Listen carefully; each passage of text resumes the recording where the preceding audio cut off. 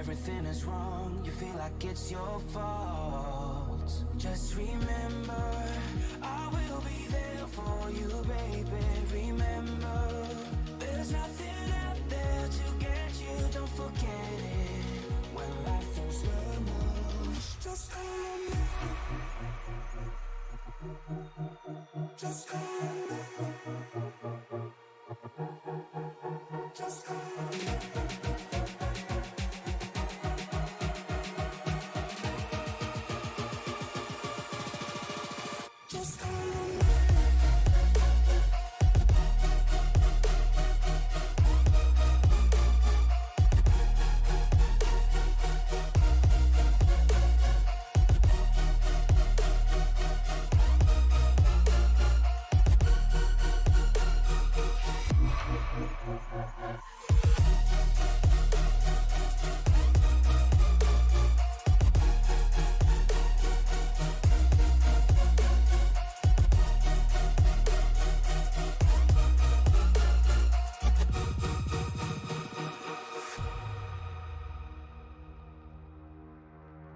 You're stronger now than you ever been. You gotta leave now, it's time to catch the wind. You will climb up high and look through the clouds. And when you're feeling low, I know you'll bounce back. Oh, and just remember, I will be there for you, baby. Remember, there's nothing out there to get you, don't forget it. When life throws lemons, just call on me. Just call on me. Just call on me.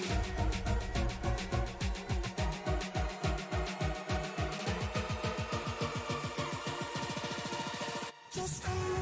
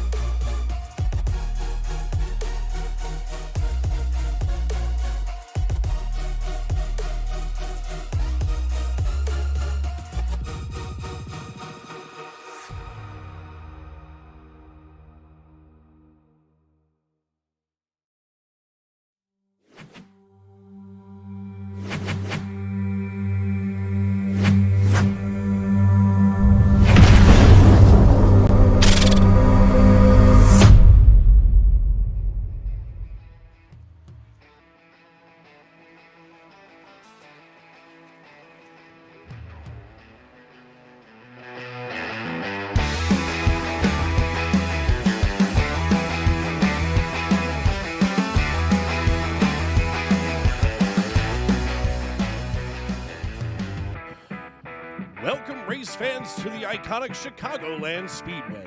The holiday cheers in full swing as we dive into the heart of the Icon Holiday Mixer Iracing series. This historic track, known for its high-speed tri-oval and challenging infield, is the perfect stage for intense wheel-to-wheel action. Last week, Sean Purcell guided his 87 Cup car to victory at Daytona, bringing Nathan Finnegan and Jacob Smith along to the podium in our opening race. Now this week, here at Chicago, we look forward to seeing whether Sean can get his number 04 back into victory lane, or if someone else will rise to the occasion and teach us a thing or two about how to boogie around this gorgeous track in the shadow of the Windy City. As the virtual grid fills up with top-tier talent, we can expect nothing short of thrilling battles.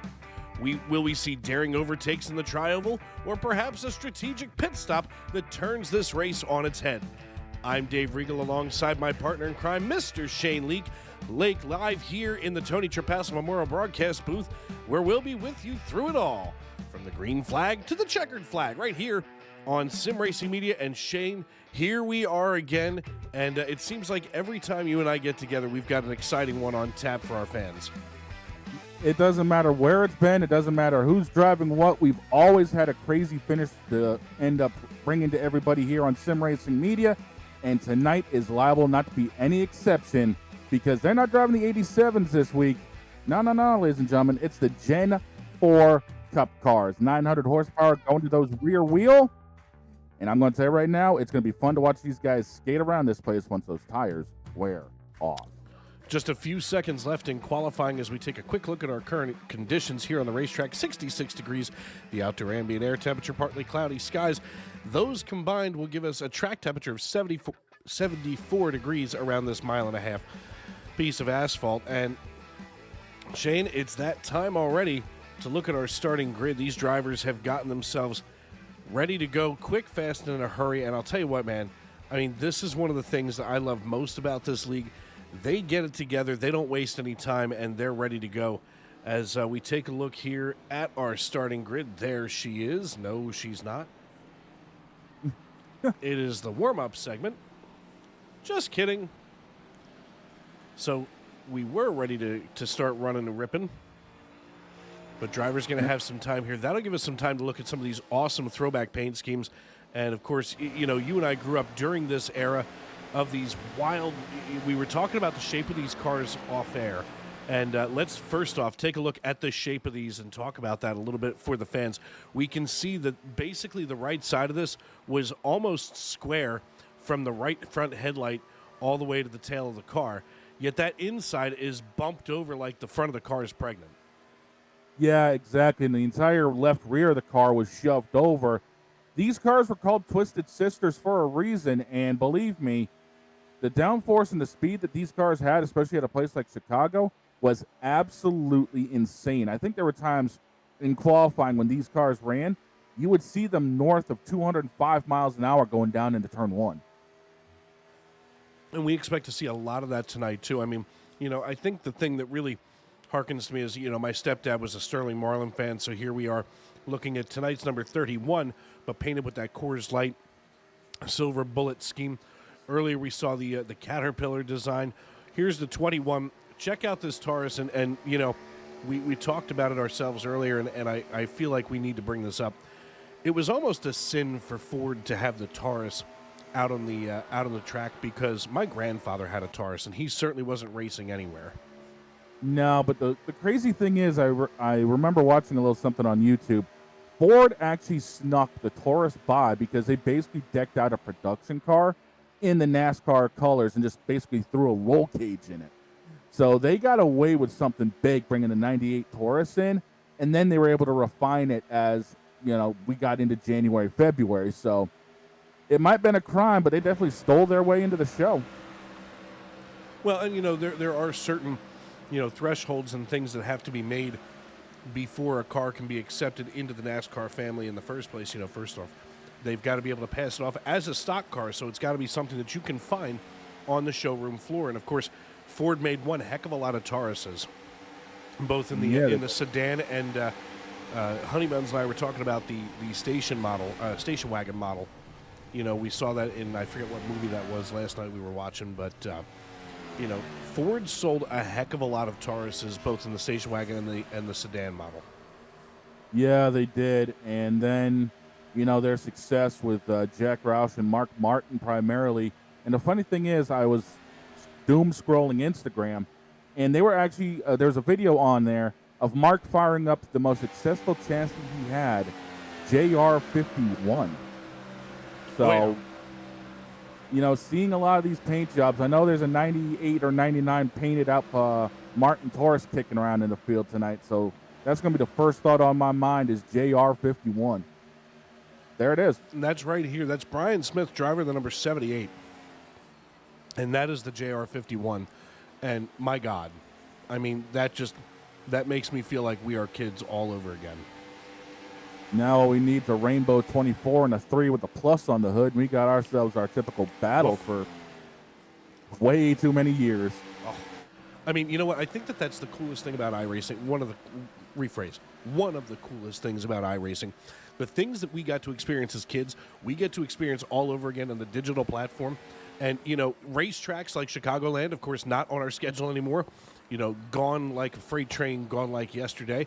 But, you know, by the same token, this track will live forever here on the iRacing.com servers, just like the Impala SS, the Ford Taurus, and the Dodge Charger.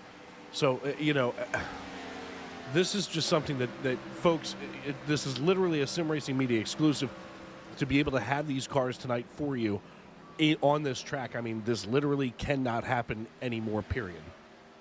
No, it's a lot like also with the 90 Audi GTOs, the Lotus 49s and 79s, stuff like that. The combinations you can have with these cars is unbelievable.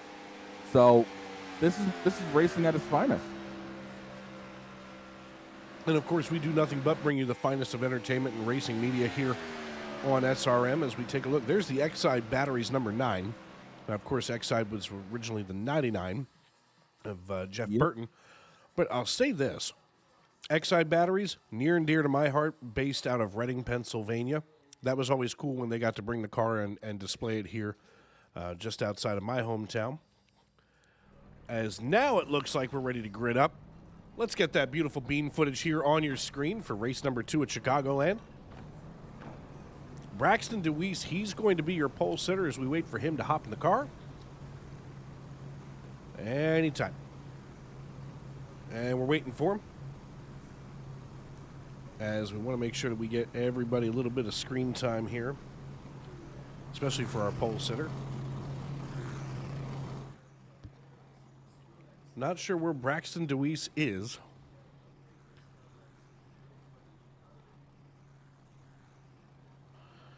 Well, let's get through the rest of this field. Oh, there he is. Hey, welcome to the field, driving the number 8 Ford Mustang. That's the Bennett's number 8 Ford Mustang, driven by Braxton DeWeese. He's going to sit on the pole tonight with Brian Smith to his outside. Row number 2 going to feature Ryan Patty and Jacob Smith, while row 3 is going to feature Kyle Gilbert and Patrick Colby. Adam Ball and Kevin Gunther are going to be in row number 4, as Gunther's going to roll off in that number 31 Coors Light Dodge Charger. Anthony Teseo, he's going to roll off on the inside of row number 5 alongside Hanover Fist in the number 69 Chevrolet Impala, while rounding out your top 12 is going to be Brock Hersey and Nathan Finnegan, who finished on the podium last week at Daytona. And then, of course, rounding out the remainder of your field, going to be last week's winner, Sean Purcell, here in the 04 alongside of Robert Blowen. 100. There we go. Got to get this off the screen. Here it is. 133 laps, the scheduled distance tonight, as the iRacing.com pace car brings us down here into the 3-4 complex, waiting for that green flag to fly. And I'll tell you what, Shane, I mean, this is the time, especially for you and I that don't get to see this very often. These guys get to practice in it all week. This is the time where I know that these guys are getting those gloves tightened up. They got to figure a way how to boogie around this piece as the iRacing.com pace car makes the hard left turn down pit road. The only thing that's left to do is it's time to wipe the visor and adjust the 5-point harness. Grandma, grab a Chicago-style hot dog and settle in. Race fans, it's showtime! And they're still 2x2 going through 1 and 2. I'm telling you right now, this is what makes these cars so good, is the inside line is going to be effective early, but you can get such a run on the outside as that 78 car is doing right now. This is going to be a drag race for the first couple of laps here. Looking here from behind, of course, he's painted as the 88. He's being scored as the number 21. That's Jacob Smith in the PT, as he now looks to the inside of Braxton DeWeese, our pole sitter, as DeWeese is about to get hung out to dry. Whoa! Drifts right in front of Kyle Gilbert in the 227. Side by side go the 8 and the 88. And now all of a sudden the 227 throwing it to the top side, trying to find out where Mama hides the cookies. Oh, that's going up in the high lane, and that's going to keep those RPMs up. This is the run he's going to be able to get, trying to get to second place, but he thinks better of it. And he's now setting up to get the outside. He's saving tires early. It's only a 30-lap stage to open this party up. So, you know, you got 5 sets of tires left in pit road. Why not use them while you got them? How right you are, as we just came off of being on board there with the 227. Brian Smith just laid fast time down, and it seems like he has picked up exactly where Mark Martin did lay it down in the Valvoline machine, as Smith just laid down a 30.05 for the fastest lap of the race. A lot of side-by-side action as we get tighter back here through the field. We look at the 15 of Anthony Tiseo. Now we're going to go on board with him as you can hear just how high this thing is wound up. I mean, Shane, this thing's crazy, and he's drafting in slowly but surely here to the rear bumper of Finnegan. Yeah, that thing's turning 95, 9,600 RPM. These things would hit 10,000 at times.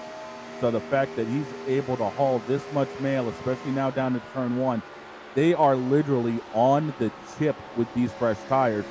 And that's what's going to make this so interesting is, do you want to keep keeping it on the chip through the race, or are you going to start maybe backing it off, especially towards the end of this race, to just save the tires from spinning up underneath you?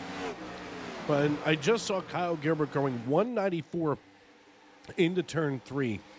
I mean, this dude is hauling the mail as fast as you possibly can. And it's about that time of year as we are waiting for the big fella in red to be coming down the chimney with the mail.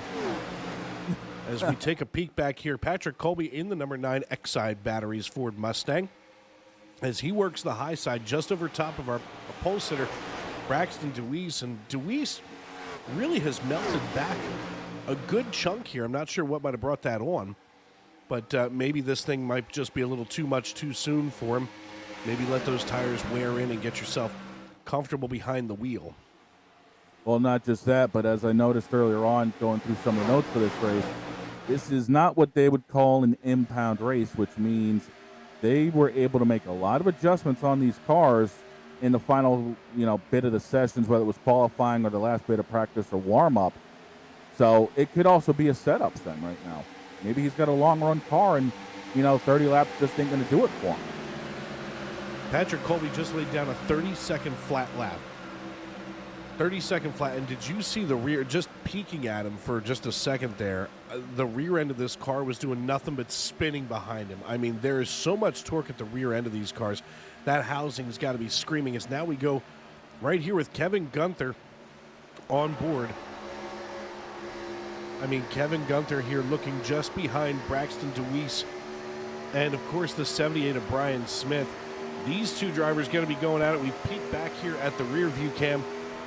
And, I mean, look, right now they are in nothing but heavy traffic at rush hour. That's for sure. As we look above, there's the 30 rubbing the wall. That's Ryan Patty. Of course, our series admin making his appearance tonight. Yeah, unfortunately, I think he just got up a little too high. He's still kissing it with that right rear. It doesn't seem like he's got a lot of damage now, but he can't keep doing that forever. Oh, the 88 getting really tight here. That's Jacob Smith and what would be the 88. It's being scored as the 21. But he just got way tight and probably just made Ryan Patty have to check the fire suit for a stain. Yeah, I would assume that's a little bit of a Pucker Factor Zulu moment for a lot of people on that one. Drivers making their way around the racetrack are working lap number 10. I'm Dave Regal and he's Shane Lake. You're watching the Icon the Icon Winter Series as this holiday mixer series was just started last week, and my God, I mean, look, I got a chance to peek in on some of it while I was, at church, taking care of another obligation. But, oh, look, a pair of Valvoline machines now. I didn't see, contact with the wall. Oh, jeez. That's not good. That was a little JR51 on JR51 crime. Hey. Right now, if I was Ryan Patty, I'm looking for a way out of this. The question is, do you want to pull the parachute and try to get behind this mess, or do you want to beg for these guys to get out of the way and let you get yourself up there? And if I was Patty right now, I'd be telling them, get out of my way if you're going to drive like that. Yeah, but, as early as this is, I think there's a few people that are going to want to calm down and just kind of reset. And I think that's what the first pit stop's going to do, is Ryan banged it off the fence again. The 227 of Ryan Gilbert leads this piece right now, just ahead of Patrick Colby, who takes another rub of the wall. A lot of these drivers seem to be getting sucked up into the wall, and right now, Colby can't get off of the darn thing. And that's the nature of what these cars did. If you noticed, everyone drove these cars off the right rear. And unfortunately, some people just can't hang it. And when that right rear gets sticky, you're going to end up in the fence. Well, 14 laps in, if you're already having that right rear start to suck you up into the wall, you're going to have to do something, make some kind of an adjustment to your driving style, because coming down pit road is not an option. And I think that that's one of the hardest things as a driver to do. And that's, you've now got to figure out at, 170 miles an hour into a turn. Okay, obviously that entry didn't work. I've got to back that entry up. Where do I do it? When do I do it? And how hard do I do it? Because now here at race speed and in race trim, maybe the conditions are just slightly different from what practice was. So you've got to make all of those mental and physical adjustments at race speed. And that has got to be that's got to be more confusing than Chinese algebra. Don't get me started on Chinese algebra, but yeah, it is beyond confusing. As what we don't have any confusion with is a battle for the lead right now between DeWeese and Gilbert, and DeWeese comes back and takes the lead down the front straightaway here. Yeah, DeWeese hasn't been up front since the drop of the green flag. He's all of a sudden not necessarily, made any changes, but he's reloaded and come after him. It's almost like what he did is he knows how to boogie around this piece. He figured, you know what, let me back off here. Let me let these guys cook some of their equipment, and then I'm going to come up here and start to gap him. And he's already blown the doors off of Kyle Gilbert and begun to start to gap him. He just was at wow. Gilbert comes down pit road. Just kidding. Thanks, Kyle. I thought we were about to have a conversation about gap time, and now we're going to have a conversation about your pit. Let's see what happened here. That's intriguing to come down pit road this early, get a fresh set of stickers. Maybe that's not the call we're going to see, as he's going to slide right in now.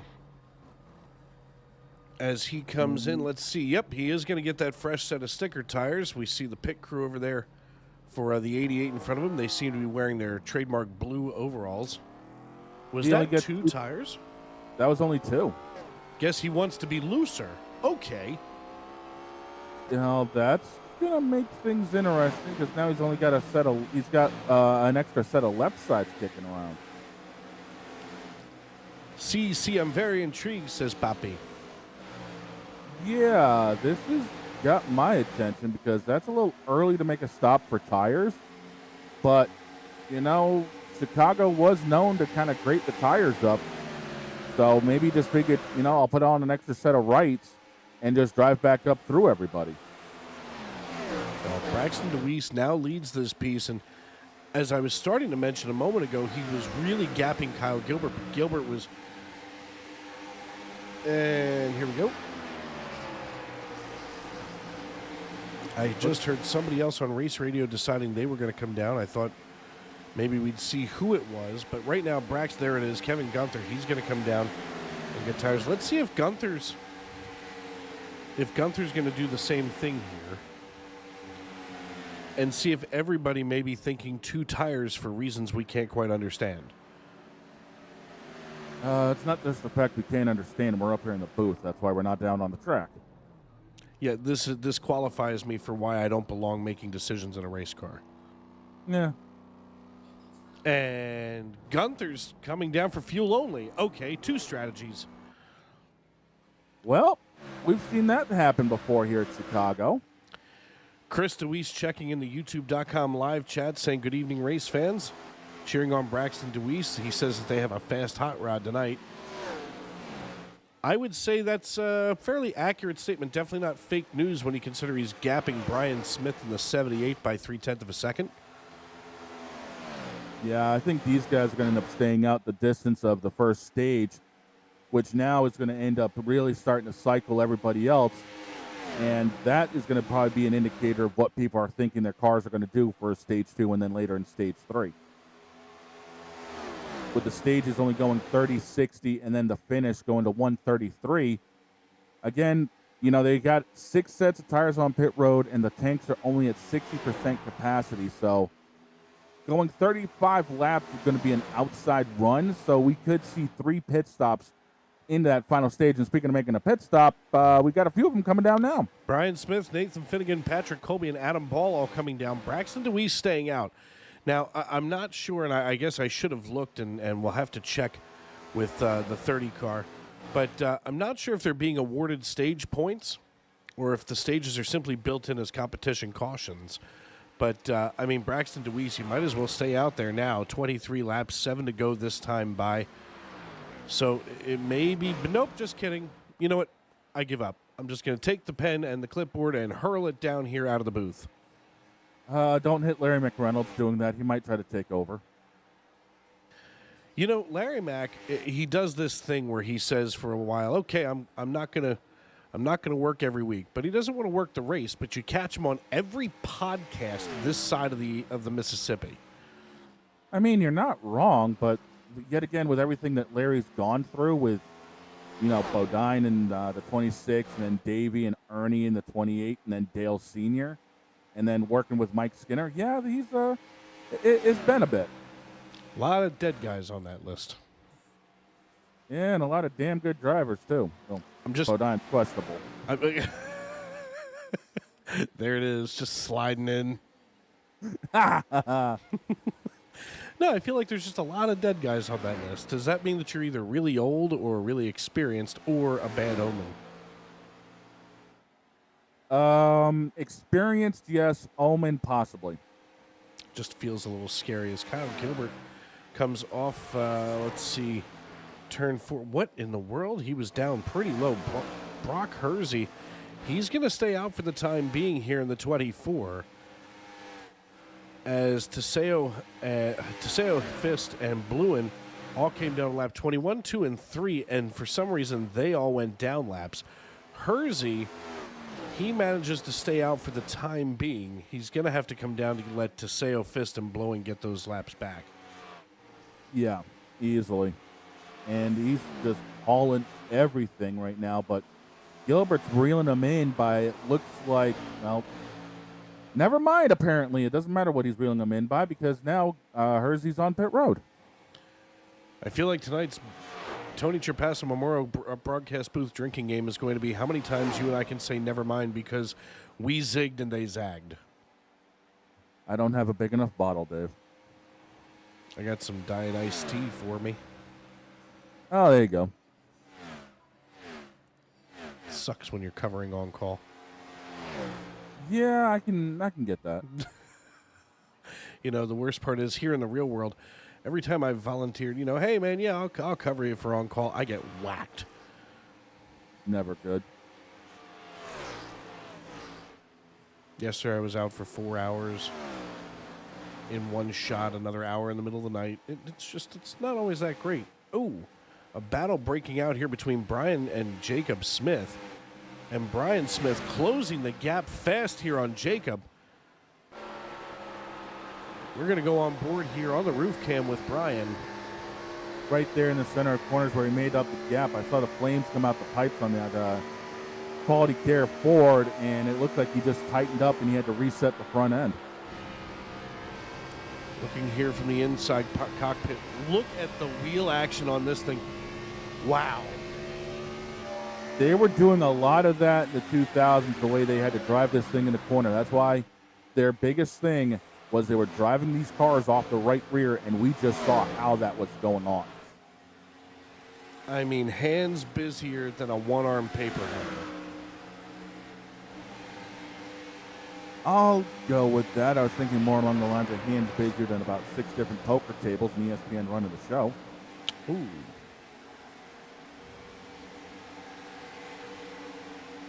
Made you think a minute, didn't I? It took me a moment. It's not often you get me on that one. You're welcome. Well, we're here to entertain and inform. Kyle Gilbert with the 2:27 leads this piece. Now everybody back on the lead lap. Kyle just laid down a 31:25. Adam Ball here running in 7th position. He was starting to close in on Patrick Colby, who just got a crazy run coming into 3 and was just able to scurry away from Ball now. As we're going to see that caution flag fly here on lap number 31. That'll freeze the field, and your stage 1 winner is going to be Kyle Gilbert. He'll be followed by Nate Finnegan, Braxton DeWeese, Brian Smith, Jacob Smith, Patrick Colby, Adam Ball, Kevin Gunther, Ryan Patty, and Sean Purcell, your stage 1 top 10. And that 227 was showing a lot of strength through this opening stage. There wasn't a time where he wasn't really out of the top 5 or 6, so he was definitely able to haul. And the good thing is, now he can get a better set of tires on this car because we all know everyone's going to be coming down pit road. It's only a matter of time before we figure out who's taking 2 in fuel and who's taking 4. It was time to remove the SRM Fabled hoodie. My goodness, I was starting to get toasty here in the seat. That's why I'm wearing the polo tonight. Let's see if we can get a hold of Kyle Gilbert here. If he takes a pit stop or not.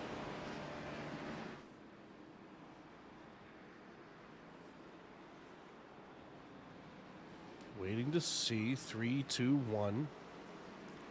So he is going to come down pit road, so we'll get a chance to talk to Kyle after this pit stop. I try very hard not to interrupt guys while they're coming down pit road and while they're thinking about what they've got to tell the crew to do. Yeah, this is an SRX. We don't need to have that stuff going on. I always thought that was wild with SRX. Yeah, it was. I mean, you can get to them anytime if there's a battle or what have you. And I mean, I get the fact that it's Thursday Night Thunder. They were doing something different, but come on here. And with us now, as I think you have him, Shane, Kyle Gilbert. Hey, Kyle, Shane up in the booth. We got a copy, my man. I gotcha. How's that 227 running tonight, man? Seems like everyone's been using up their right rear tire. You seem to be having this place pretty well figured out. Let's see, since I took right sides on that mid-stage stop, after I got left sides here, I'm at 91.90, so just a hair more on the right rear. So I don't think there's much I need to do other than just try to save my tires here or maintain spots, because I'm gonna fall back because everybody's gonna get 4 tires here. Yeah, and to see you doing all of this early, you building that notebook for the final, I think it's going to be about 73 laps for this final stage coming up here in a little bit. Yeah, just a different strategy to save tires. If I'd have known most people were taking no tires, I would have done that. We'll see what I can do here, maintain a position. All right, lights are out, man. You coming to the green this time by. Go get it done, and we'll possibly see you in victory lane later. Yes, sir, hopefully. That the voice of Kyle Gilbert. Kyle Vincent Gilbert, according to his Discord handle. Driver of the 227. When we get ready to go back green flag racing, it's going to be Brian Smith, Kyle Gilbert, Jacob Smith, Braxton Deweese, Nathan Finnegan, Patrick Colby, Kevin Gunther, Adam Ball, Sean Purcell, and Brock Hersey. Your top 10, Shane. Listen, stage 1 was good. It was pretty tame overall. I think now that these drivers are getting a feeling for the racetrack, we're going to see a lot more interesting changes here over the next 25 laps as we get ready to roll. Yeah, it wouldn't surprise me to start seeing some of these cars migrate up towards the top where they've been running the bottom early on just to save a little bit of extra tire wear. But the one thing they're not going to be saving is fuel, because they're going to be able to make it to the end of this stage on this tank. And speaking of tanks, that iRacing.com pace car is about to make that hard left-hand turn. Barney's got the green flag in hand, and we are about to have our first restart here in Chicago.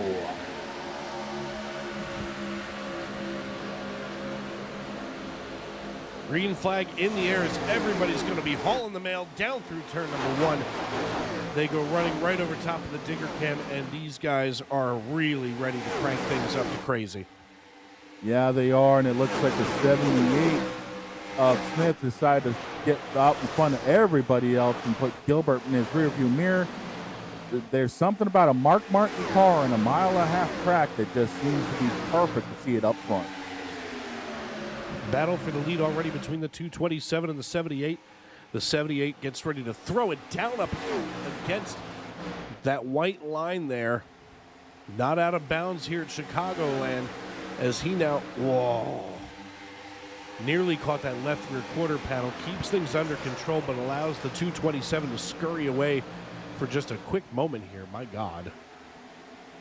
Yeah, he's the car, again, on old tires here is going to be skating around like crazy. But once you get the scuff in on them, you're going to start finding out your grip level. And then you're going to be able to start making better moves as it looks like he's got that quality care Ford behind him, starting to reel him in a little bit.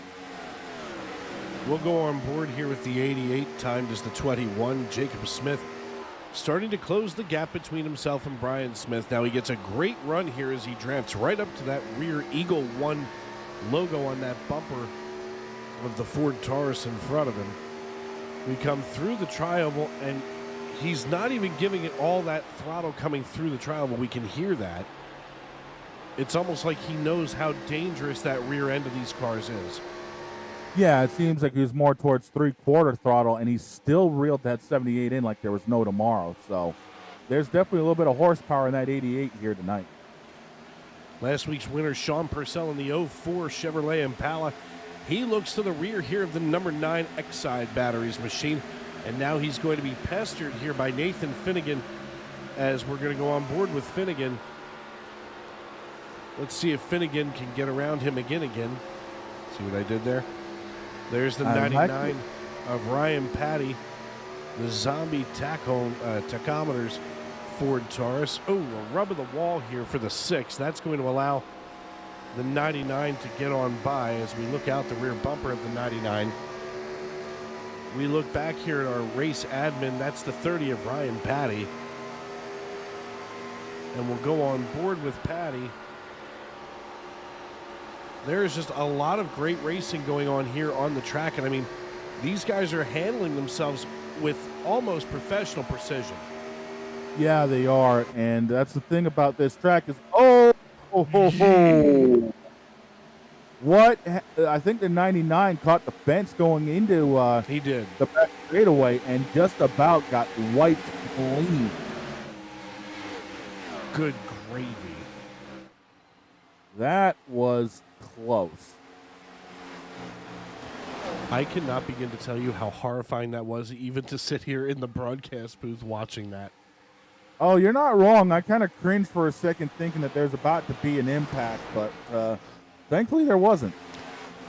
Doug Middendorf checking in the YouTube.com live chat saying, go number 8, Braxton DeWeese. So Braxton with the big cheering section here. Of course, we want to thank everybody for tuning in and welcoming us into your homes and onto your phones, wherever you may be and however you may be listening. Of course, we've got a full slate of racing here on simracingmedia.com. Make sure that you subscribe and turn on those notifications. And, that way you can be notified every time we're live, because we've got basically 7 nights of exciting racing for you coming up over the next several weeks, especially because, with a lot of our regular series being in their off seasons, because many of them run during the regular NASCAR season, it allows for some really interesting things to come about, just like we're watching here tonight. So keep your eyes peeled here on Sim Racing Media for some really cool combinations of cars and tracks in the coming weeks. And you're going to hear my voice, you'll hear Shane.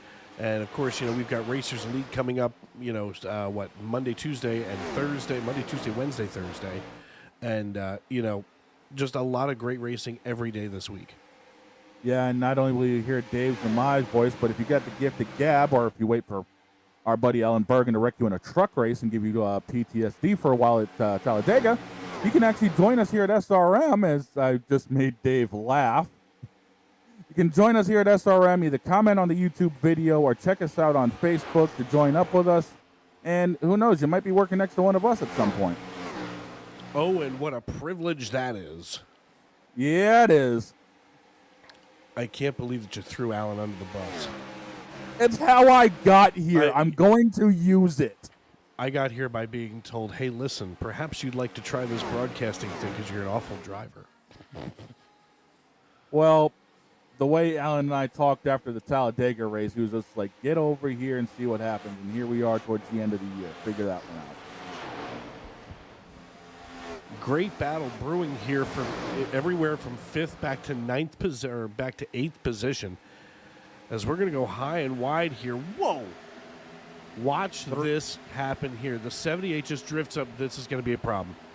Oh, good God. These cars are not near as, let's just say, agile as the ones that our next-gen cars today. These cars are a lot more rigid, and they can't be hurled around like that. So the very fact that the 9 and the 78 were able to keep it on the rails is just the sign of a miracle. Yeah, I mean, you got to realize that these guys are running on 15-inch rubber instead of the 18 that's on the next-gen car nowadays. So there's a lot less rubber, but a lot more speed. You tally all of that up, and it can be a bit chaotic, but the way this track is, for about 4.5, 5 lanes wide, they can still get it done around here. Looking. Oh, do you catch that? I just did. Talk about a lucky check-in on an onboard cam. Yep. You know what? We're going to go right to the cockpit now. See if he does it again here in one. Sure does. He does. Now He he's does. only clutching. He's only clutching. He's not shutting the ignition box off. No, he's using the fact of clutching as his brake pedal, so he's actually saving the brakes and not using up as much tire as everyone else is if they're using the brake pedal to get down into the corner. And I'll tell you this too. I mean, these Gen 4 cars are a lot more easy. You know, when you hit the clutch and you push that all the way in, wow. He's at 92.3, 95. 95, 96, yeah, you get this thing on stickers, it's going to be banging off that 10. Good gravy.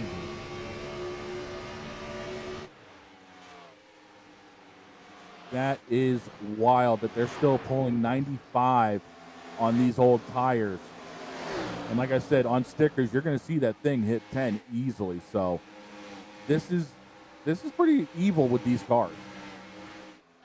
Speaking of 10, it's going to be 10 laps to go this time by as Kevin Gunther leads the way now, gapping Ryan Patty by 1.62 seconds as we speak. A battle starting to cook here once again between Patrick Colby and Kyle Gilbert, as now Colby in the 9 under assault from Gilbert, and he looks to the left rear quarter panel, can't get her done there. Hell, he's coming in, that's why. Just kidding. I think he might have missed the line, though. That could be interesting. We'll have to take a look there and watch the 227. Something this could be doesn't look another. right with that machine. Yeah, it doesn't. Something's wrong with the body on that. Like he might have gotten a really bad rub. Something's broken or rubbed really wrong. Yeah. Nope, just kidding. He said Fuel it's only. fine, it's fine. That's called the old Bob Nestor. It's fine, it's fine. Yeah, it probably started with Fireball Roberts, the way he was doing things, and end up also working with Smokey Eunuch. No, that was Bob Nestor from Sunday Night NASCAR Cup Series action. And he was also the 2021 Tuesday Night NASCAR Truck Series champion.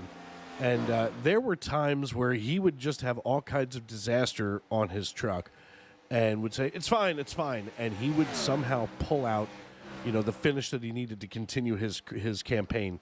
And that seems to be what we just saw there with the 227. As Kevin Gunther, I don't know why I keep trying to call him Ginther, but Kevin Gunther leads the way here in the number 31 Coors Light Dodge Charger. Intrepid. Look at the headlights. It's an Intrepid. Oh, yeah. Oof. After thinking about that now, I feel like I need a cigarette in the dark. You got me on that one. That's what I'm here for, kids. Brian Smith trying to hold off Nathan Finnegan and Patrick Colby. I feel like Patrick Finnegan would be the most Irish if we combined the 6 and the 9. It would be the 69, and it would be the 69 of Patrick Finnegan. That's like the most Irish name they could come up with on the racetrack if you combine those two cars. Yeah, that's about as Irish as Sean O'Shaughnessy. Wait a minute. Why am I talking about my character? Aye. Aye. Oi! Me? Between you and my friend Frank, it's hard to keep up with all of you that use a stage name. I don't use a different name when I'm live on radio. I'm the same way, but when the time comes for it and we have to start talking about how bad the Patriots have been sucking around here, Father Sean O'Shaughnessy comes out. Aye. Hey, speaking of the Patriots, let's just real quick here while we have a. Oh, never mind. Just kidding. We've got a battle breaking out here between the 88 and the 6. Almost had a little bit of contact going into turn 3 there. 5 laps to go here in stage number 2, and the 88 slides on past the 6 of Nathan Finnegan. Jacob Smith's taking away the second spot here and now wants to chase down Brian Smith in the 78. They're going to make contact. There it is. Bad things for the 6. But the 88 able to run away here and brings along Braxton DeWeese. Oh. Braxton just about cleared himself off that left front. If he did, he would have been turned. He almost cleared himself off the racetrack. Yeah, those Brant signs would have had a little bit of a different color of red on them. But let me just say this. Tomorrow night, did you see what ESPN is doing for Monday Night Football's Bengals-Cowboys game? You mean that Simpsons thing? I can't wait. That's going to be entertaining. Buddy, I'm telling you right now, when CBS did the thing with SpongeBob. Yep, that opened up a floodgate. The first thing I thought of was, oh my God, and Fox can do it with Family Guy. Disney's going to do it with The Simpsons. Yep. And the worst part is, as an adult, as a grown man who has sired children, I was more entertained by the SpongeBob broadcast than I was the grown-up broadcast. That's because we're all kids at heart. And speaking of being kids at heart, that 8-car DeWeese right now is looking like he's trying to take Mark Martin down a couple of pegs as he's trying to make it up to the high line. I don't know if that lap of traffic ahead of them is going to play a factor here because we've only got, I believe this is the last lap of the stage. Yes, final lap of stage number 2. Braxton DeWeese trying to find a way around Brian Smith. Brian Smith realized that as soon as, here it is. Smith is going to give DeWeese just enough of a breath of fresh air. Nope. DeWeese is clutching. Yeah, he's clutching as well. Maybe he figures he's going to be a little bit short on fuel, but it looks like it's going to be Smith taking it to the line as there it is. You know what? I think he's out of fuel. Oh my goodness, he actually might be. I don't hear that thing trying. Nope, that's the car outside of him. Yeah, he's still got a little bit. He's trying. Nope. He's out. Oh my wow. goodness. That was Braxton DeWeese out of Miamisburg, Ohio. Now the interesting thing is because of the way that this car is run out of fuel, there may be a bunch of black flags issued by default by computer scoring. Yeah, if that's the case, I'm sure race control will deal with it, but wow. That was major. Wow. And now the silence. The only time the silence is worse than that is when you're flipping. I can only imagine. However, that does make Nathan Finnegan our Stage 2 winner. How about that? Look at this guy right here. University of Rhode Island. Didn't know we had any URI Rams here. Hey, a fellow Norista. He probably, from Rhode Island, yeah, he's definitely a Duncan guy. Gotta be. Is that something that you're born with up there, a Catholic faith and a cup of Duncan? Baptist, and I was more of a fan of Mountain Dew, but for the most part, if you think about it, yeah. I've been around you long enough that the last thing I want to see you on is caffeine, to be honest. I mean, I love you, but... It makes me normal, Dave. It makes me normal. I can't even imagine you abnormal. That's me when I first wake up to do the sports show. 10-4. Let's go ahead and see if we can get Nate Finnegan here. Oh. Nate Finnegan, it's Dave up in the broadcast booth. You get a copy. Dave, how are you? Good, buddy. Listen, Stage 2 winner here. You just barely beat out Braxton as he ran out of fuel literally at the line.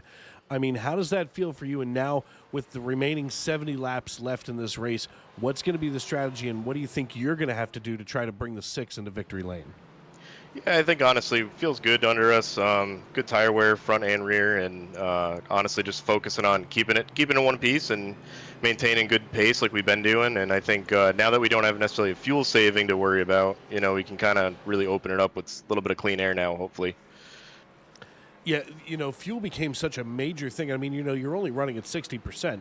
So, it became such a thing in those first 2 stages that, Shane and I were watching you guys going, oh, this should be a 4-tire stop. No, it was 2. No, it was none.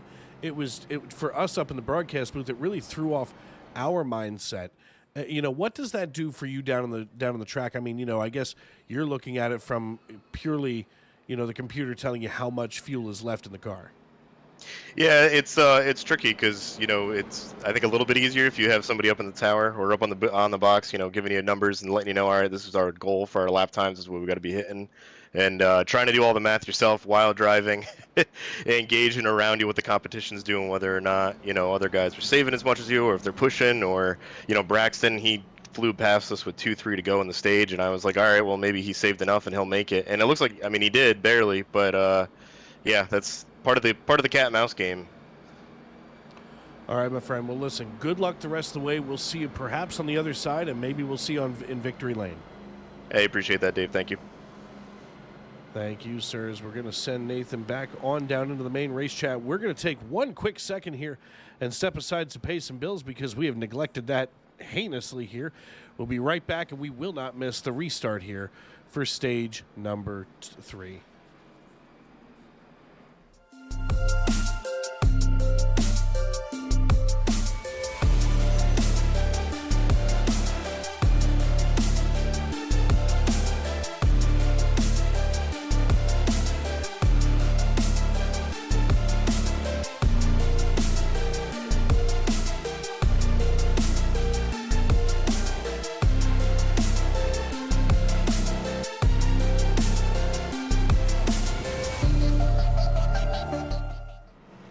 Ladies and gentlemen, welcome back to the Icon Series Gen 4 action. It's the Holiday Mixer from Chicagoland Speedway. I'm Shane Lake alongside Dave Regal, and we are getting ready to bring up the restart with Smith and Finnegan sitting on the front row. And Dave, we're only going to have about 70 laps left. This race has flown by. Yeah, these guys have managed to get this piece done in record time, at least for my money. And that's even with these 2 stage breaks, which have just been fantastic. I mean, the competition's been good, the racing's been even better, and the entertainment here in the broadcast booth has been the greatest as always. As I love it when the 2 of us get to work together, and sometimes I feel like we could go weeks where it seems like I'm mired with Alan and you're mired with somebody else, and then all of a sudden it's like, here we are together again, like Fozzie and Kermit. Yeah, well, you know what they say, it's not easy being green. Speaking of green, flag is out, and Smith takes off. Smith down and away with the race lead already in the 88. He's already trying to run away from Nathan Finnegan, who just won stage number 2. I mean, these drivers at this point in the race have got to be thinking, okay, we're going to settle in for about 70 laps. That's, not a bad distance, but it's certainly not a short distance by any stretch of the term, especially after they just ran 2 30-lap segments of the race. Now Jacob Smith, with a good 0.3 of a second lead, looks in his rearview mirror and decides he wants to start stepping away. Further back, oh, there it is. Oh, God, there it is. They might. We stay green. Oh, wow.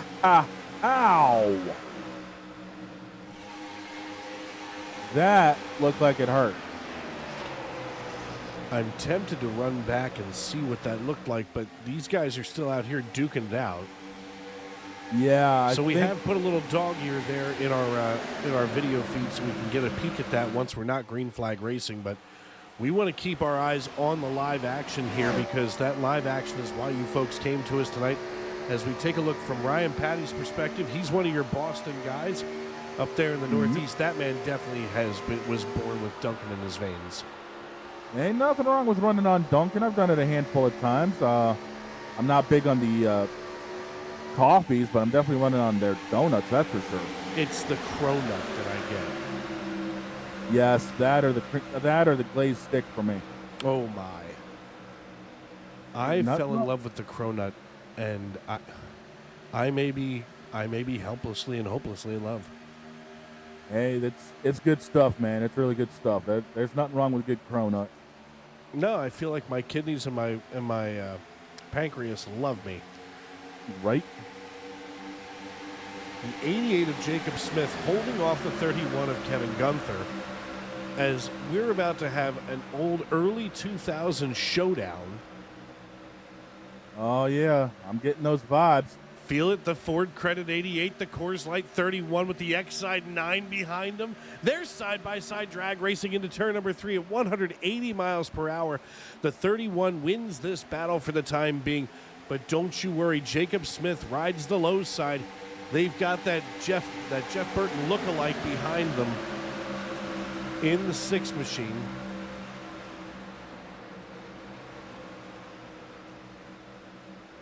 That's a 9, not a 6. I can read. Yeah, I think Not the very well. 9. The 9 might actually be a lap or two down because He is. he's like, yeah. I was looking at the timing myself. I was like, wait a second here. Yeah, he's actually down a lap. He's the lucky dog, and it looks like he's trying to get his lap back the old-fashioned way, as he's got the X-Side 9 all kinds of screwed together here, right behind the 31. They must have taken some pages out of the New Hampshire book because that was the most infamous win Burton had in this paint job. Well, that and the Pepsi 400, but still. My God. Here's Gunther here in the 31, not necessarily defending the lead, but trying not to, for whatever reason, he does not want Patrick Colby to get that lap back. You'd think he'd want Colby out of the way and then just go ahead and hold off the 88 alone. Problem is, once that 9 opened up the door, the 88's going to try to follow him through, so the 31's got to play a little bit of defense right now. And he's able to, because the way the top line is with these cars, you can see it right there. He's not using a lot of wheel because, again, driving the torque off the right rear tire is actually what's rotating this car, as we got another Mark Martin look like in the fence back there. I think it was the 19. It looked like the 19. It may have been, but right now Ryan Patty, who has quietly climbed back up through the field, he was deep earlier, qualified in 3rd, now runs in 4th. And that Matt Kenseth reverse spin-off paint job. Yeah, it's kind of unique. Well, Kenseth ran a black car in 2000 for a good chunk of the season as well for the night races, so I think that's what he's basing it off of. Yeah, I can see that. I can go with that. I mean, it's not just black and gold because of being a Boston fan and trying to shout out the Bruins, which we need all the Ew. Ew. Hey, Here's don't blame our goaltending. Uh-oh. Contact between the 04 and the 78. These are tough cars, man. That's last week's winner, Sean Purcell, making contact with the 78 of Brian Smith. He holds it between the navigational beacons. We look a little further up here, and here's the 6, holding off the 30 for the time being, but now Patty goes to the top, and he wants to see Wolf. If he can hold that top line, he can't, so now he falls right back in line behind Nathan Finnegan in that UR. Whoa, God, Jesus. Yo, hold on, boys. Still Oh, it contact. ain't over yet. It ain't over yet. They're not done yet. That 8 car, DeWeese went around every last one of them on the top side, and he's going to make a lot of gains. These cars are tough. Do you concur? Yeah. I've been in a handful of races with these things. They are tough. I concur. Movie reference that fell on deaf ears. No, I got it, but I was also telling the truth, and a lot of people can't handle it. Oh, I see what you did. That was a little backdoor action there. A little bit. Chris Louise says it looks like the 8 has some driving to do. Yeah, A little bit. a little bit. Just a little bit. Let's see here. DeWeese is still down a lap. Yeah, he's sitting in 10th right now. He's got to try to get it the hard way, unless a caution comes out. And there have been a few close calls tonight. There have been a few close calls, but we're not playing horseshoes or hand grenades. Nope, neither one of those, and we sure as hell ain't playing cornhole either. So I won a cornhole tournament at work. Okay. I scored 4 points in the whole thing. My partner carried the rest of the thing. They had the Oh, gall to Deweese take- is in the fence. Ay. He's in the fence hard. Car might be tough, but I don't think it's that tough. I don't know how familiar you are with The Masked Singer. Quite a bit. It's on the TV. Nice. Would you like to spoil it for me and tell me who the strawberry was on Miley Cyrus night? I wouldn't know because I didn't catch that night. I really could use a spoiler here. I wouldn't know. I was, I believe, busy that night with a few things, so I couldn't tell you. We're going to go on board here with Kevin Gunther, who runs now in third position. He's got Nathan Finnegan to the low side. Finnegan takes a little side draft here. And now Finnegan slides by and puts Jacob Smith in the crosshairs, and Smith looks back and he can see a pair of angry Hornets with Patrick Colby just in front of him. As we look back from Colby at the 88 of Smith, I mean, Colby is almost holding him up, it seems. Yeah, it seems like that 9 car has lost a little bit of pace, and these guys behind him are going to run him down and get by him, but it just seems like he's just unable or unwilling to move out of the lane, and he gets a shot right there from that 88 car. Nearly going 3 wide are the 988 and the 6. There's a lot of scary action on the racetrack right now as we work lap number 83. 50 to go here from Chicagoland Speedway. Dave Regal and Shane Lake with you in the Tony Trapasso Memorial Broadcast booth. We want to thank everybody for tuning in tonight. As right now, folks, make sure that you get in here and let us know what you're watching for on the racetrack, as it seems like Braxton Deweese has the biggest cheer section. Yep.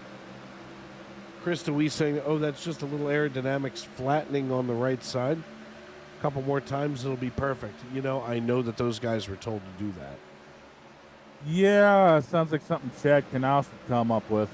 That's exactly who I was thinking of, too. I remember listening to that on a podcast and thinking, oh, and realistically, as long as you pass tech the first time, it's not your fault if you crinkle the inside of the car like a tin can.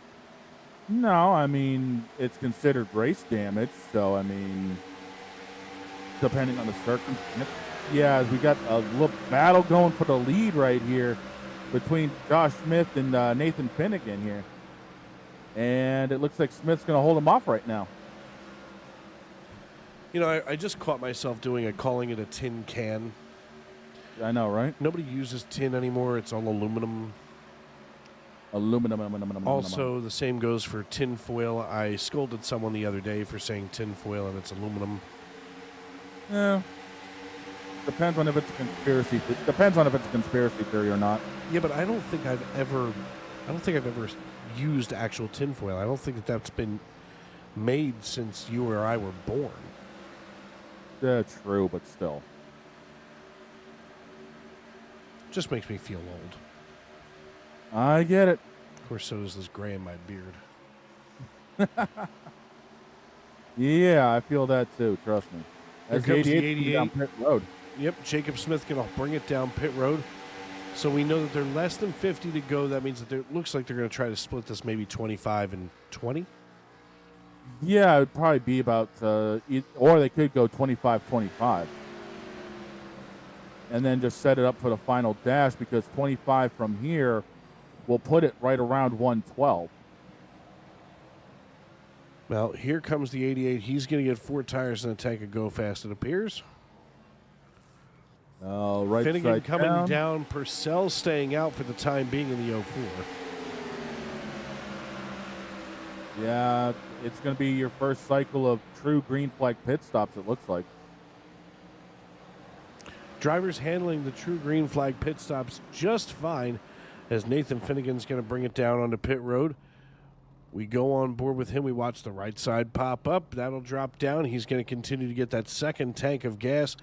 As that Sunoco race fuel goes into the fuel cell, we get ready to drop the left sides down. There they go, and here he goes off of pit road. Nathan Finnegan there with about a 14.9 second pit time. Yeah, and I think pit road speed's 45 tonight, so they can't use all the horsepower until they get off of pit road, but even then it's going to be dicey getting the thing warmed up because there's absolutely zero grip in these rear tires, and we've got to be careful on that blend line or else iRacing may have a little bit of a problem with you. Yeah, you'll get that, unsafe pit road exit. Yeah, that's happened a few times. I forget what I know that it was on something like Radioactive, but it was on a highlight show, and they talked about a driver saying something to the effect of, he'd gotten a penalty, and he said, well, iRacing wouldn't have called that a penalty. Yeah, I think it actually was a Radioactive or something at one point. Now I got to go find that clip. That's something I'm going to miss. Yeah, definitely. But, one of the things that I feel like Fox did, and we're just going to take a quick moment here and just observe this. Of course, Race Hub now disappearing from the lineup on Fox Sports 1 for reasons we can't quite understand because, here's the thing. Fox Sports 1 at one point I really thought was going to challenge the mothership. Yeah, they could have. And they had that wraparound show that was kind of like SportsCenter, but an unbuttoned SportsCenter. Right. And I thought that they finally had it. And I was watching that more than SportsCenter. And then out of nowhere, they just got rid of it. It was a whole lot of cuts that went on, believe me. And unfortunately, there was a lot of casualties that were actually good shows. It's very true. Just like I used to love the whip around. Oh, yeah. I hope they bring that back. $29.85 for Brian Smith. Still hauling it, and that's still hauling it out there in the lead spot. Brian Smith right now running in fourth position underneath the 31.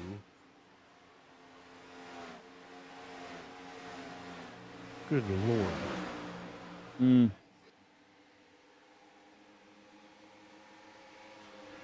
Oh, the memories of battles that looked like this. It just feels right. It really does. I mean, do you feel bonita? Very bonita. I feel bonita.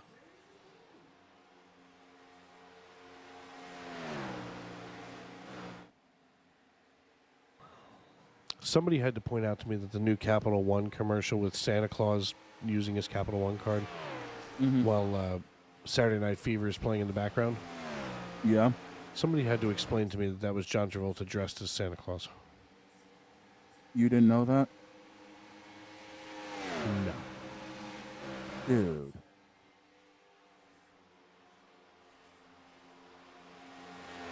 I was then years old. Right?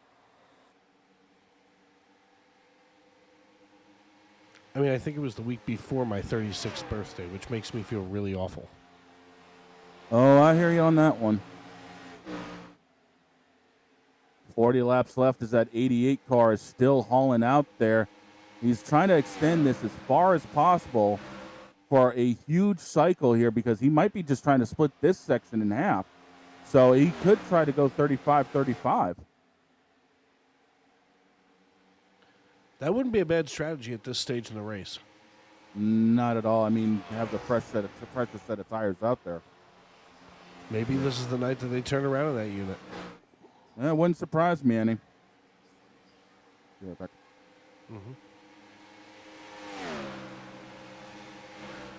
96 laps in the books. We're working our way toward lap 133. Dave Regal and Shane Lake with you here in the Tony Trapasso Memorial Broadcast booth. We want to thank everybody for tuning in. We're going to step aside for about 30 seconds, folks, and we'll be right back right here on the SRM.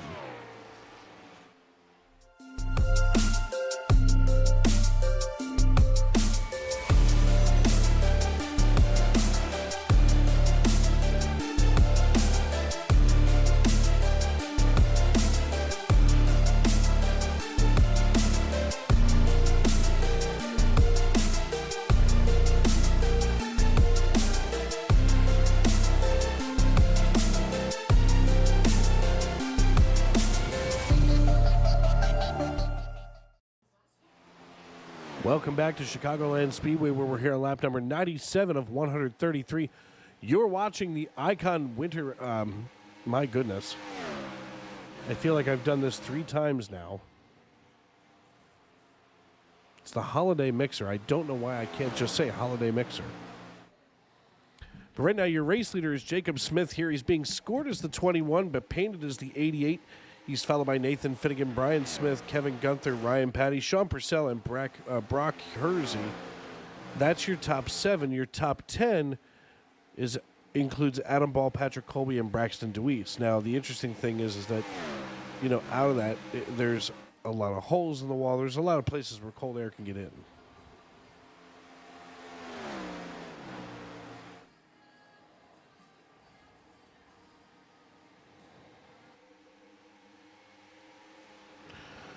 Just approaching the 33 to go, Jacob Smith trying to hold off Nate Finnegan.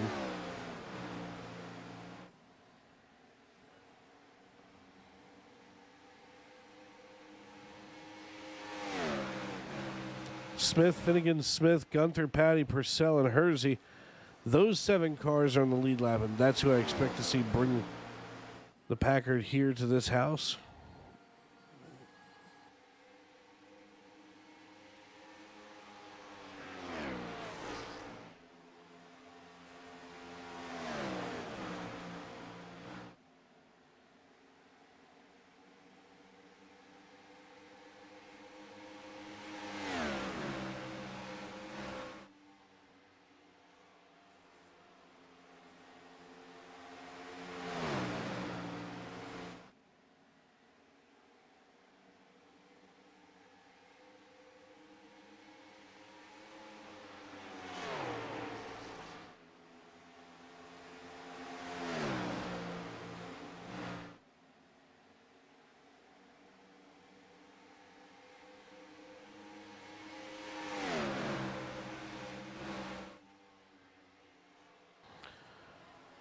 $102 laps in the book. Going to be 30 to go. Jacob Smith, Nathan Finnegan, Brian Smith, Kevin Gunther, Ryan Patty, Sean Purcell, and Brock Hersey. That's your top 7. After our field started out with 14, 7 is where the proverbial ball has stopped on its downhill ride.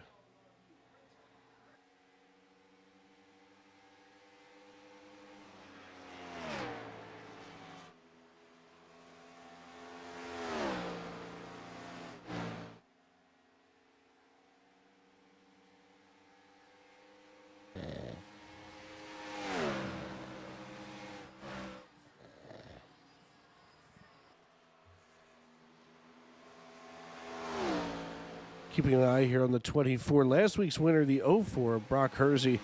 He's chasing down Ryan Patty, our race admin.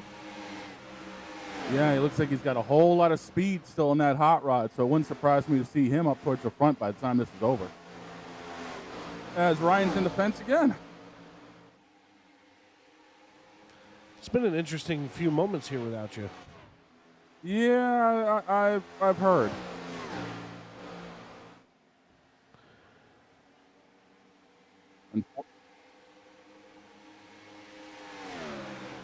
As Finnegan still has the lead here, as we're looking through here, the 9 still trying to get back on the lead lap. I just love these classic paint jobs with these cars. There's something so right about this. As Colby's the first car 1 lap down. Hersey's currently 19 seconds back of the leader with Finnegan. Colby, DeWeese, and Ball are the first cars 1 lap down, so they're still racing for position and hoping for another caution to come out to be able to try to get back on the lead lap. And DeWeese is still getting that thing high, wide, and handsome and hanging that right rear out. Colby ended up in the fence. That's never good. But the way you drove these cars off these right rear tires, banging the right rear quarter panel off the wall was more common than what people thought, especially early to mid-2000s, because these things would just slide right up to it. As DeWeese looks like he's having a little bit of a connection issue. he's still going to be able to get around Colby as they're still battling right now. He's on the inside. He's going to try to get around him here. And nope. I guess DeWeese decided to say, I'm going to hang it back a little bit. Yeah, DeWeese now looking to the inside of the 9 machine. I just saw a blue blur on pit road. That might have been the 88. Yep, it is. He is down pit road. That's going to be his money stop, as we are now less than 30 to go. Yeah, he's definitely split this in, it seems like, thirds. So, once again, having the best set of tires early on, he's hoping to cycle back up late. Oh, he overshot his pit stop. That's going to cost him a second or two. Here comes I wonder Finnegan. which set of overalls called that. Yeah. Probably not Brad Parrott. Nah. No. Brian Smith, Kevin Gunther, and Sean Purcell now cycle to the race lead. Yeah. Each came down on 87 and 88. So I would assume, again, probably 112, 113 these guys will be in. So they're looking at coming probably in the next 3-4 laps. Does eating this brookie make me look fat? We're all fat kids at heart, man. Come on. Yeah, I see that. I'm jealous. Lindsay made it, and it's amazing. There you go. She loves me. Hey. Best way to get to a man's heart's through the stomach, brah. You know that. She's not even my my beneficiary if I stop breathing, so there's nothing to gain if I drop to the floor in diabetic shock. Make sure that's not triple chocolate on the top of that. It is. Oh, hell. It's got the chocolate brownie, it's got Oreo, and it's got regular chocolate chip cookie. Oh, bro. Yeah. She gets me. Apparently, as Gunther's now sitting on P1, he's going to be coming down pit road.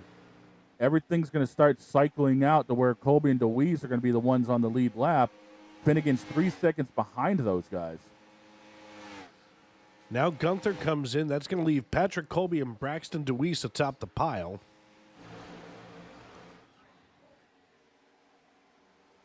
And I think I just heard the 9 say he's pitting. You got to wonder when DeWeese is going to come in, or if he's going to have to try to stay out to try to put some kind of distance in here. I mean, running out of fuel. Oh, nope, he's going to come in with the 9. Obviously, he doesn't want to play the can I run out of fuel game again. Nope, that was a loss last time. Which now makes sense because this is putting it to where it is 21 laps to go. They're going to have the freshest tires, but at the same token, it's not easy to drive around people here because the way the track blocks up lane-wise, everything funnels big time coming off these corners. They're going to have a hard time getting back up to the front. Well, speaking about back up to the front, here's Nathan Finnegan. Came down on lap 108 as we have now hit that 20 to go mark as he's going to come this time by. Brian Smith just laid down fast time at 29.8. They're still getting faster, Shane. Which is ideal for this track, which means that Valvoline Ford is going to be lurking here shortly. He has closed this gap up. I've been watching it the last couple of laps, and he has literally trimmed a second off that car. So that old hot rod is coming in a hurry. And I wouldn't be surprised to see him knocking on that back bumper here within the next handful of laps as the 224 smacks the wall and just about shoots off of it.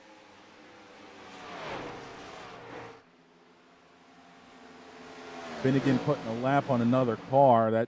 That 78 is now sitting 3/4 of a second back. So there's another couple of tenths taken off. Faster and faster they go here with 19 left. And 29.67, as I say, faster and faster. That's Braxton DeWeese on basically what would be his second lap coming out of the money stop. Yeah, we've had a couple of close calls. I just saw that 24 rub the wall and then get kicked sideways off of 2. So it's getting faster, but cars are also getting a little bit tighter here as this race finishes. Well, we take a quick peek here at our current conditions on the racetrack. And I mean, asphalt temp right now is 70 degrees. It doesn't get any tighter. That is like bagpipe snare drum tight. Yeah, these cars are going to be, we thought they'd be sliding around more, but now that they've got the wear in these tires, these guys have got a whole lot of grip as the sun's starting to set here in Joliet. Nathan Finnegan leads the way. He's followed by Brian Smith, Jacob Smith, Ryan Patty, Kevin Gunther, and Sean Purcell. Those 6 cars are your lead lap cars. That's it. Well, this definitely feels like we're back in the 2000s. There's only 6 cars on the lead lap. Can't imagine why they wanted to level out the playing field. Well, look at who was in those 6 cars, and that's why. I mean, it's not our fault that Hendrick had 4 of them. Well, no, I stand corrected. 3. The 4th one would have been Vickers, and he kept having problems. A little bit of whoopsie. A little bit of I'm going to turn my teammate into Dale Jr., and look what happened. And here we go with a pass for the lead. And a fairly late pass for the lead. 16 laps to go. And Brian Smith gets the 78 just in front of the 6. Little Ford on Chevy action, at least paint scheme-wise. Yeah, these Gen 4 bodies are all identical for now, and I'm glad that, again, iRacing's bringing the actual Gen 4s into this, so we can have a little difference in what these cars are actually going to look like. I'm excited. I'm here for that. Take my money. Oh, so am I. I'm here for that, and I'm also here for those Gen 3 V8 supercars they're going to be releasing before long. Oh, good God, yes. Those things look evil. Brian Smith leading Nathan Finnegan here with 14 laps to go, 6 cars on the lead lap. Doesn't look like we're going to see Patty go down a lap. No, I don't think there's going to be enough time for that to happen. Smith's just checking out by about a tenth or 2 every lap, so I don't think there's going to be enough time for that to happen. No, I'm starting to see a lot of orange and white on our timing tower, so things are starting to calm down and guys are starting to settle in and get these last 13 laps checked off.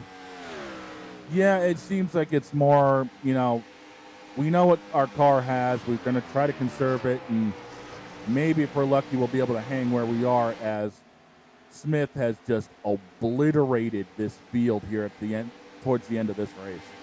I mean, 0.8 of a second lead in 2 laps. That's pretty hauling. That's a guy who knows where he wants to finish.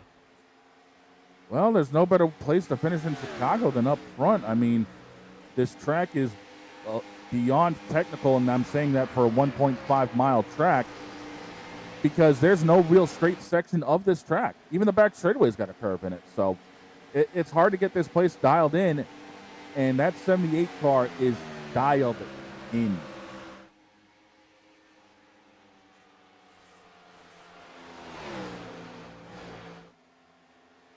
Oh, dear God. Thought it was a disease. Brian Smith leading the way here.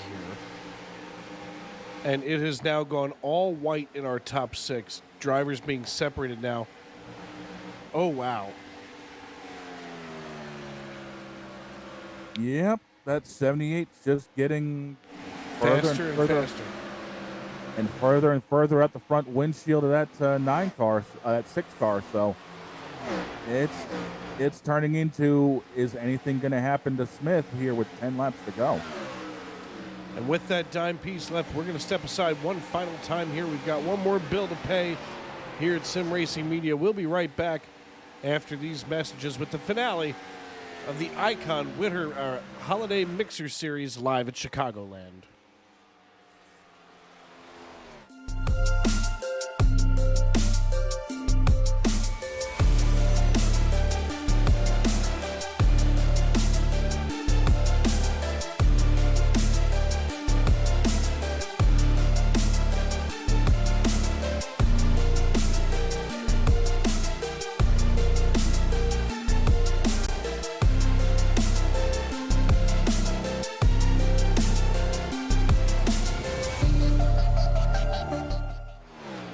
Welcome back to Chicagoland Speedway, where fuel mileage is starting to be the name of the game. Someone sounded like on race radio that they were a little bit short, so there might be a little bit of conservation going on here, but I don't see anything out of that 78 car right now because he's starting to pull a 1.25 second gap on everybody else. Shane Lake and Dave Regal here for SRM, the Icon Winter Mixer, race number 2 with the Gen 4 hot rods. And Dave, this dime piece is starting to shorten up to more like a nickel. Yeah, 7 to go here at the line as we watch the 88 of Jacob Smith holding off Kevin Gunther. I feel like we used to see this a lot, when we were kids growing up, where, you'd see that quality care Ford leading that Dodge Intrepid as they go drag racing. Gen4 style down the back chute. Watching Gunther try to hurl it right underneath the 88. They're ready to start throwing haymakers at one another. One of the biggest gaps on the racetrack right now is actually between Brian Smith and Nathan Finnegan.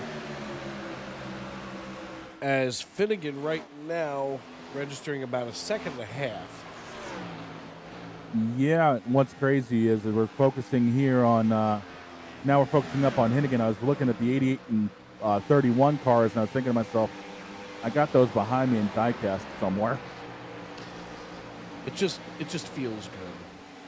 It really does, and I'm going to tell you what's going to be feeling even better here in about 4 laps for Brian Smith, his victory lane, as that 78 car has started to kind of manage what he's got now. I mean, he hasn't exploded over Finnegan like we originally thought he was going to when he got by him, but now he's kind of maintaining that 1.5 second gap. Well, and I think one of the things we've got to keep an eye on here, as they're at this point just about a tenth of a second between the two of them, and now less than a tenth. In fact, 400th of a second. Whoa, baby! As the 31 holds on for dear life. I think one of the things that iRacing has been teaching people over the last few years is patience. If you are a good driver, you will be patient, and you will gain your spots, and you don't have to go out here and try to steal them like a kid at lunch. Then why haven't I won more races? Because I'm one of the most patient people around on the track. So you would be too patient, where you just need to bump it up a little bit. Speaking of bumping, here we go. A little bit of silver put on the left side door of that 88 car, and it brings in Sean in that 04. Oh, boy, it's getting interesting now.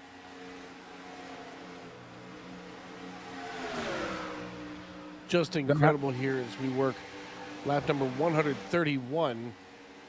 It's going to be 2 to go this time at the line as he does cross the popsicle. 6 go in the air. We're 2 laps to go. Yeah, the closest battle we got is Gunther in the 31, Smith in that 88, and Sean Purcell in that 04. As Brian Smith here has backed it down to only 1.3 seconds of a gap. But as he gets ready to come out of turn 3 and 4, Dave, the popsicle sticks are about to go down. Barney's going to have the white flag in hand, and it's about to drop on this 78 Valvoline Ford. Brian Smith comes out of turn 4, and as you said, the popsicle sticks go down. The white flag is in the air. We're racing back to checkers.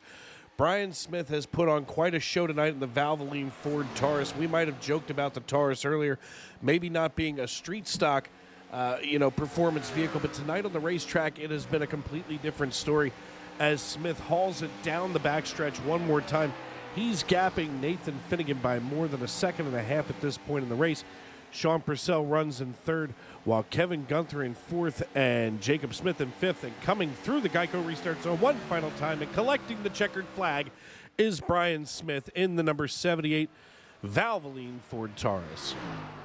Yeah, Gunther and Purcell. I was watching that battle for a little bit, and I think Gunther gave it everything he had coming off of 4 and just busted the tail sideways because he lost a lot of time to Purcell. But your top 3, Brian Smith, you got Finnegan in 2nd, Purcell sitting 3rd. Oh, not a bad way to finish this one up because those guys were relatively fast all race long. No, this is a heck of a way to finish our primetime debut together, as I feel like you and I are going to be doing a lot of that this coming spring. So maybe this is going to be the partnership that will have to stay. I'm about it as the 78 burns those good years off. Oh, Oh, those are some nice Joey Logano-style donuts. Ooh.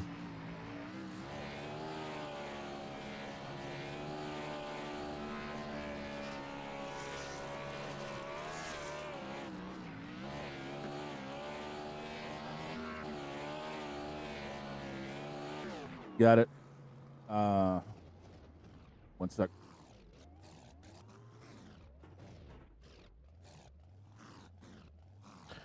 Just trying to get a couple of guys here into our waiting room. There's the 6. And we need to get the 04 of Purcell up here. And we're just waiting for our race winner, Brian Smith, in the 78 to pop on in. Did you get that taken care of, Sean? Yeah, Shane. I got it. I got it. Oh, and there he goes. Let's go ahead and, Shane, go ahead with our race winner, Brian Smith, driver the number 78. Hey, Brian, it's Shane down on pit road, man. Great race for you, man. That thing was flying pretty much all race long, especially that final segment. Yeah, that was a lot of fun. Certainly felt fast out there. Multi-groove racing, could kind of make passes, and got caught up in the back of the field a few times. Had to work my way forward, but it all worked out at the end and nailed pit strategy and got the win. Yeah, that thing was definitely getting faster towards the end of the race, and we noticed you kind of managing a little bit. Were you looking at the gap and just saying, hey, look, I know what this thing has. I'm just going to manage this to the end? Yeah, I definitely was. Once I got by Finnegan, I knew, as long as this stayed green and I held a little buffer there, I was running maybe like 90% effort, and it all worked out. Didn't make any mistakes. And I was just thinking those last 20 laps, please no yellow. And thankfully it stayed green. Everyone did a great job tonight. It was super clean racing and a ton of fun. Yeah, we had a blast calling the racing action from up here in the booth. Before we let you go, who helps you get it done in that 78 you want to thank while you're sitting here in victory lane tonight?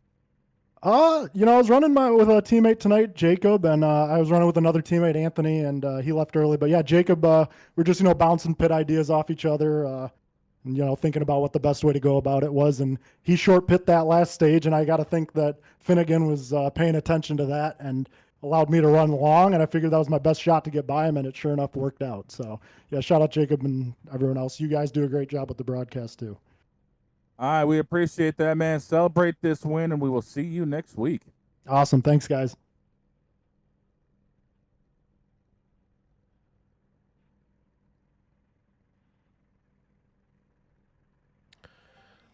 That was, of course, and I accidentally moved Shane Lake. That was, of course, your race winner, Brian Smith.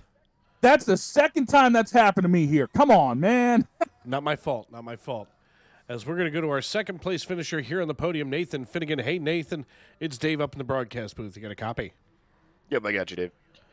Buddy, listen, great finish tonight. I mean, you wind up climbing out of 12th position all the way up here onto the podium. How do you find yourself up here on the podium, and how much work is it to get through all that traffic? Yeah, honestly, after that first run, we kind of got a good sense of where the tires were going to be at through most of the runs tonight, especially as the runs got longer as we went. And yeah, the car balance felt great. Could wrap the bottom really, really well. And on the long runs, we were able to maintain enough pace while saving. As I was saying during the stage break, doing the crew chief math in your head while driving. And yeah, we came in just one lap short, unfortunately. So that end run there with the 78, hats off to Brian for the win. Had nothing for him. I was in fuel save mode the entire last run because I just barely had enough. So, but we'll get back to the drawing board. That's what the off season's for, and yeah, we'll come back better next week. All right, buddy. Well, listen, before we cut you loose, who else do you need to give a shout out to tonight, and who helped you get it done on the 6 team? Big shout out to the CCR, ECR guys. Big shout out to my parents for tuning in. My wife Emily. URI 6 Camaro was run really strong, and big shout out to you guys. Thanks for doing what you do. We appreciate having you along with us. All right, my friend, we appreciate the kind words. Of course, we love being here for you guys, and we'll see you next week. Appreciate it. Thanks, Dave. And last but certainly not least with you now, Shane, is Sean Purcell, driver of the 04. Yeah, I'm down on pit road with Sean Purcell. And Sean, after the win you had at Daytona, backing it up with a third-place finish here, you've got to be feeling good so far this season, man. Yeah, absolutely. Especially I got out of my trusty old Kia Soul, got onto pit road just in time for qualifying. Never been in this car before in my life. So, qualified P last and drove it to P3. I'm pretty happy. Yeah, we were definitely keeping an eye on you throughout this run, especially that battle you had late with the 31 card. Tell us how that all ended up going down for you. You know, I felt I was a little faster than him, but then we evened out. But luckily, he caught the 21 who was just trying to survive and have enough fuel. So I was gaining just a little bit and did what I did all race, just ran my race and let it come to me. And luckily, I caught him at just the right time. We were able to both get by the 21, and then it was just a head-on-head battle, and luckily he bunked the wall on the last lap, so I was able to run away with it. Yeah, well, you know, a good points day for you here sitting P3. Before we let you get out of here, who helps you get it done in that 04 car you want to thank tonight? My fiance Sam, as always, and I'll go for the Rockford Ice Hogs again, my local team. All right, man, we'll celebrate this P3 finish. We'll see you next week. Yep, see you then. Thanks. Well, Shane, second one in the books this year for the Holiday Mixer Series, as Icon has really put on a pair of iconic races and some great formats here, which to me is just the side of exciting as all get out. But a great finish tonight here at Chicagoland. Yeah, definitely. We had a great batch of action, a couple of close calls, and outside of the 2 stage breaks, every single lap was green. And that is crucial. And we saw a lot of great strategy play out throughout this race. And that 78 car showed his hand at the end and was able to put it up and get the win. So see what they can cook up next week. Well, before we turn our attention to next week, let's take one final look before we get out of here at our results. That, of course, going to be over our race winner, Brian Smith, in the 78. He's followed on the podium, or joined on the podium, that is, by Nathan Finnegan and Sean Purcell. Kevin Gunther and Jacob Smith round out your top 5 with Ryan Patty finishing in 6th. Braxton DeWeese finishes in 7th with Patrick Colby and Brock Hersey in 8th and 9th. And making up the remainder of your top 10 is Adam Ball. Hanover Fist. See, I'm going to figure out a way to remember this name. Hanover Fist finishes in 11th with Kyle Gilbert in 12th. Anthony Teseo finishes 13th, and last but certainly not least in the field is Robert Bluen. Somebody had to do it, and unfortunately it was him tonight who had to finish dead last. So for myself, Dave Regal, and my broadcast partner and partner in crime, Mr. Shane Lake, we want to thank you for tuning in tonight and making us a part of your Sunday evening. We appreciate everybody who makes it worth sliding into the broadcast booth and telling goofy stories and watching some great races. So once again, thank you to that. And tomorrow and every day as you walk down the road of life, please don't play in traffic. Good night, everybody. Until we meet again, take care.